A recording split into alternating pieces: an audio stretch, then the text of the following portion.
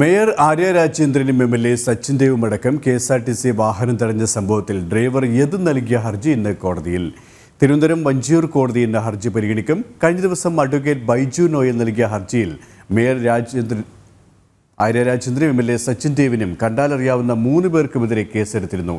ഇതിന് പിന്നാലെയാണ് യദു നൽകിയ ഹർജി കോടതി ഇന്ന് പരിഗണിക്കുന്നത്.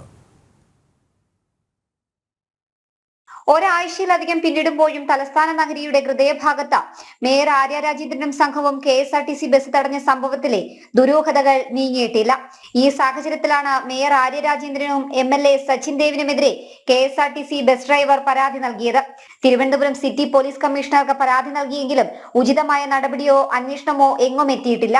ഈ പശ്ചാത്തലത്തിലാണ് കഴിഞ്ഞ ദിവസം യദു തിരുവനന്തപുരം വഞ്ചിയൂർ കോടതിയിൽ ഹർജി ഫയൽ ചെയ്തത്. പൊതുഗതാഗതം തടസ്സപ്പെടുത്തിയതിലും തന്നെ വ്യക്തിഹത്യ ചെയ്യുന്നതിനുമടക്കം മേയർക്കും എം.എൽ.എക്കും ഒപ്പം ഉണ്ടായിരുന്നവർക്കുമെതിരെ നടപടി സ്വീകരിക്കണമെന്നാണ് ഹർജിയിൽ ആവശ്യപ്പെട്ടിട്ടുള്ളത്. ഹർജി പരിഗണിക്കുന്ന വഞ്ചിയൂർ കോടതി എന്ത് രീതിയിലുള്ള നടപടി സ്വീകരിക്കുമെന്നുള്ളതാണ് നിർണായകം. ഹൈക്കോടതി അഭിഭാഷകൻ ബൈജു നോയൽ കഴിഞ്ഞ ദിവസം വഞ്ചിയൂർ കോടതിയിൽ നൽകിയ ഹർജിയിൽ മേയർ ആര്യ രാജേന്ദ്രനും എം.എൽ.എ. സച്ചിൻ ദേവിനും കണ്ടാലറിയാവുന്ന 3 പേർക്കുമെതിരെ കേസെടുക്കാൻ കന്റോൺമെന്റ് പോലീസിന് നിർദ്ദേശം നൽകിയിരുന്നു.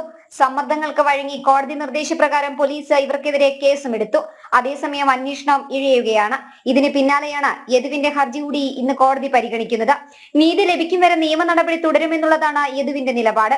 തന്റെ ഭാഗം ശരിയാണെന്നും മോശം പെരുമാറ്റം നടന്നിട്ടില്ലെന്നും യദു ആവർത്തിക്കുന്നുണ്ട്.